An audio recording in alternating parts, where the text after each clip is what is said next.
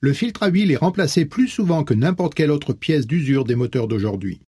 Pour garantir la vie utile normale du filtre à huile et éviter les fuites d'huile et les défaillances des composants du moteur, il est important de suivre des procédures d'installation correctes.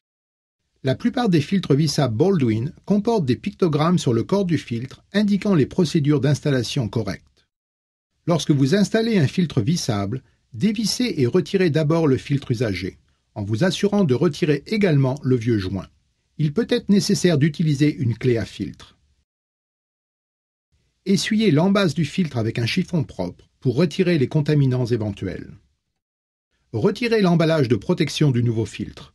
Vérifiez que tous les joints nécessaires sont présents et inspectez le filtre pour vous assurer qu'il n'est pas cabossé. Un filtre cabossé, même si la bosse est minime, ne doit pas être utilisé. Appliquez une mince couche d'huile moteur propre sur le joint du filtre. N'utilisez pas de graisse. Alignez soigneusement les filets du filtre sur les filets de l'embase pour éviter de fausser les filetages. Vissez le nouveau filtre jusqu'à ce que le joint vienne en contact avec l'embase. Suivez les instructions du fabricant du filtre pour le serrage final du filtre. Le pictogramme figurant sur le filtre indique combien de tours supplémentaires sont nécessaires pour installer le filtre une fois que le joint est entré en contact avec l'embase. Si le filtre ne peut pas être serré à la main au couple correct, Baldwin recommande d'utiliser une clé à sangle. Placez la sangle à proximité de l'embase du filtre pour éviter d'endommager le filtre pendant l'installation.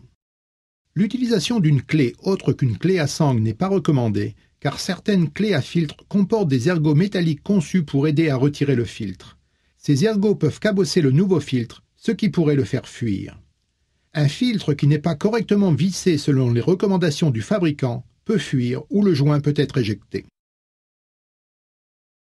Assurez-vous que le niveau de l'huile moteur est au maximum recommandé. Démarrez le moteur et vérifiez que rien ne fuit.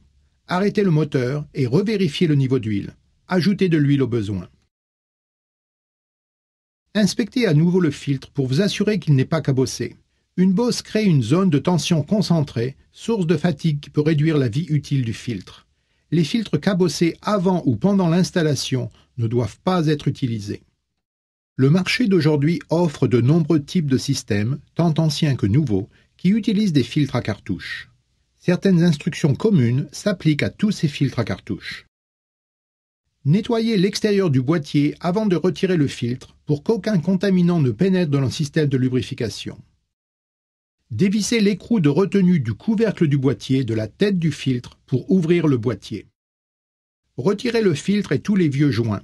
Essuyez l'intérieur du boîtier du filtre avec un chiffon propre pour retirer les contaminants. Vérifiez le nouveau filtre pour vous assurer que tous les joints intérieurs et extérieurs nécessaires sont présents. Inspectez également le filtre pour vous assurer qu'il n'est pas endommagé. Les filtres endommagés ne doivent pas être utilisés. Remontez le filtre et tous les joints nécessaires. Après avoir revissé l'écrou de retenue du couvercle du boîtier, vérifiez que le niveau d'huile moteur est au maximum recommandé. Puis démarrez le moteur et vérifiez que rien ne fuit. Arrêtez le moteur et revérifiez le niveau d'huile. Ajoutez de l'huile au besoin. Souvenez-vous, quand vous vous débarrassez des filtres à huile usagés, respectez toutes les consignes légales de protection de l'environnement applicables dans votre région.